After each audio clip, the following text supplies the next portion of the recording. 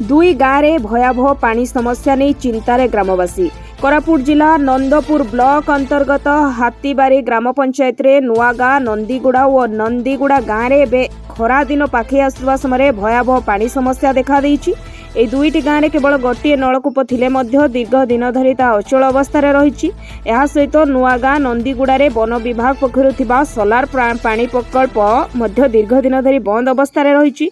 ए समस्या नहीं पंचायत अधिकारी ठारू आरंभ करी ब्लॉक आरडब्ल्यूएसएस अधिकारी को अनेक थर जणाइतिले मध्य आज पर्यंत कौनसी सटीक समाधान मिलना। बाध्य होई दुई गाँवर लोके गाँ बिल पाखरे थिबा चुआर अशुद्ध पानी आनी पीवा सह दैनंदिन काम व्यवहार करुछंती। एई अशुद्ध पानी पान करिबा फଳରେ अनेक लोक थंडा काश और ज्वर पड़ी असुस्थ होतबा अभियोग करिसंती ग्रामवासी माने।